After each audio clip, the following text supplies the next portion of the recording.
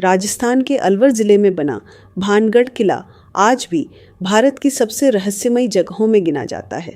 कहते हैं सूर्यास्त के बाद वहाँ कदम रखना सख्त मना है, क्योंकि वहाँ कुछ ऐसा है जो रात होते ही जाग उठता है। ये कहानी अर्जुन नाम के एक 24 साल के लड़के की है, जो दोस्तों के साथ डरावनी जगहों पर घूमने का शौकीन था। पर उसे नहीं पता था कि भानगढ़ में कदम रखना उसका सबसे बड़ा भूल साबित होगा। पहला दिन, सूरज ढलने से पहले अर्जुन और उसके 3 दोस्त शाम के लगभग 5 बजे भानगढ़ पहुँचे। किले की दीवारें जंग खा चुकी थीं, जगह जगह सूखे पेड़ हवा में चरमराते थे। जैसे ही वे अंदर गए, पुराने महल के खंडहरों में अजीब सी सीलन की बदबू थी।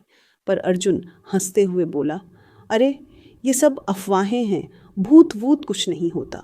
लेकिन उसी वक्त अचानक किले की एक टूटी खिड़की अपने आप जोर से बंद हो गई। चारों एक दूसरे को देखने लगे। हवा भी नहीं चल रही थी। रात 6:30 सूरज ढल चुका था। गार्ड ने उन्हें बाहर निकलने के लिए कहा, बेटे यहाँ रात में रुकना मना है, जल्द निकल जाओ। पर एडवेंचर के चक्कर में चारों ने गार्ड के जाने के बाद किले के पीछे छिपकर रुकने का फैसला किया। यह उनकी सबसे बड़ी गलती थी। 7:15 शाम। अंधेरा पूरी तरह फैल चुका था। अंधेरे में सिर्फ उनकी टॉर्च की रोशनी थी।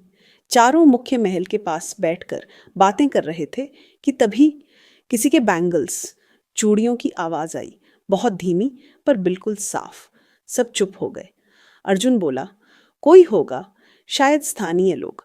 पर तुरंत ही वही आवाज़, इस बार बिल्कुल पास से, ख, ख, ख, जैसे कोई किले की सीढ़ियों पर धीरे धीरे उतर रहा हो। 7:28। पहला डर, टॉर्च की रोशनी किले के दरवाजे पर पड़ी और उनमें से किसी ने नहीं, परछाई चलती हुई देखी।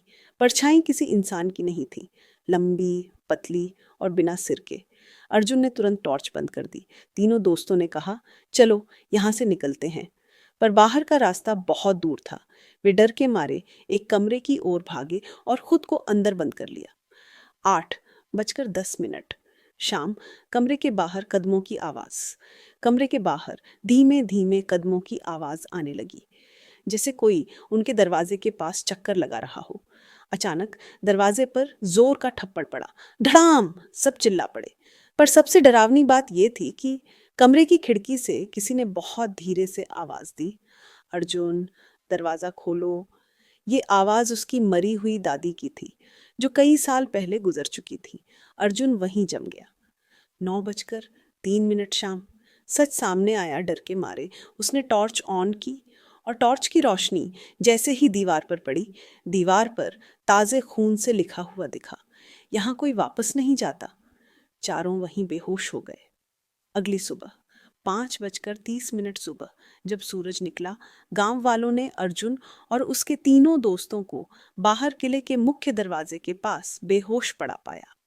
3 दोस्त तो होश में आ गए, पर अर्जुन कई हफ्तों तक बोल नहीं पाया, और जब बोला तो सिर्फ यही 2 शब्द बोले, वो असली था।